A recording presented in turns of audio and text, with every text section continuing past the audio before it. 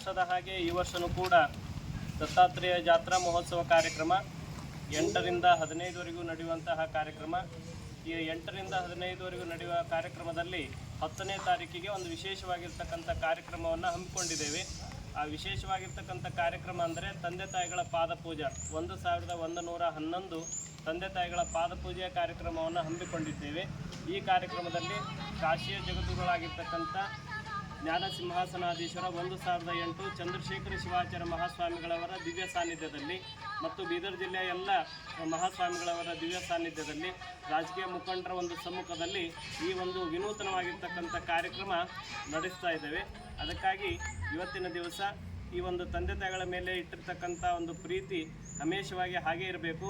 ಈ ಒಂದು ಕಾಲದಲ್ಲಿ ತಂದೆ ತಾಯಿಗಳ ಮೇಲೆ ಪ್ರೀತಿ ವಿಶ್ವಾಸ ದೂರ ಆಗ್ತಾ ಇದೆ. ಅದಕ್ಕಾಗಿ ಇವತ್ತಿನ ದಿವಸ ತಂದೆ ತಾಯಿಗಳು ಮತ್ತು ಮಕ್ಕಳ ಸಂಬಂಧ ಅನ್ಯೂನ್ಯವಾಗಿ ಬೆರೆತಿರಬೇಕು ಅಂತಕ್ಕಂಥ ಒಂದು ಉದ್ದೇಶವನ್ನು ಇಟ್ಟುಕೊಂಡು ಈ ಒಂದು ತಂದೆ ತಾಯಿಗಳ ಪಾದಪೂಜೆ ಕಾರ್ಯಕ್ರಮವನ್ನು ನಾವು ಔರಾದ ಪಟ್ಟಣದಲ್ಲಿ ಬೀದರ್ ಜಿಲ್ಲೆಯಲ್ಲಿ ಮೊಟ್ಟ ಮೊದಲನೇದಾಗಿ 1111 ತಂದೆ ತಾಯಿಗಳ ಪಾದಪೂಜಾ ಕಾರ್ಯಕ್ರಮವನ್ನು ನಾವು ಹಮ್ಮಿಕೊಂಡಿದ್ದೇವೆ. ಇದಕ್ಕಾಗಿ ಎಲ್ಲ ಹಳ್ಳಿಗಳಲ್ಲೂ ಕೂಡ ಎಲ್ಲ ಭಕ್ತಾದಿಗಳ ಎಲ್ಲ ಸದ್ಭಕ್ತರ ಒಂದು ಪ್ರತಿಸಾದ, ಅವರ ಒಂದು ಪ್ರೋತ್ಸಾಹ ಬಹಳ ಚೆನ್ನಾಗಿ ನಮಗೆ ಕೊಡ್ತಾ ಇದ್ದಾರೆ. ಒಳ್ಳೆಯ ಕಾರ್ಯಕ್ರಮ ಇದು ಮಾಡಿರಿ ಅಂತಕ್ಕಂಥ ಒಂದು ಪ್ರೋತ್ಸಾಹ ನಮಗೆಲ್ಲ ಸಿಗ್ತಾ ಇದೆ. ಆ ನಿಟ್ಟಿನೊಳಗೆ ಹಳ್ಳಿಗಳಲ್ಲೆಲ್ಲ ಪ್ರಚಾರ, ಈ ಒಂದು ತಂದೆ ತಾಯಿಗಳ ಒಂದು ಪ್ರಚಾರವನ್ನು, ತಂದೆ ತಾಯಿಗಳ ಮೇಲೂ ಭಕ್ತಿ ಬರಲಿ ಅಂತಕ್ಕಂಥ ಒಂದು ಉದ್ದೇಶವನ್ನು ಇಟ್ಟುಕೊಂಡು ಈ ಒಂದು ಅಭಿಯಾನವನ್ನು ನಾವು ಹಮ್ಮಿಕೊಂಡಿದ್ದೇವೆ.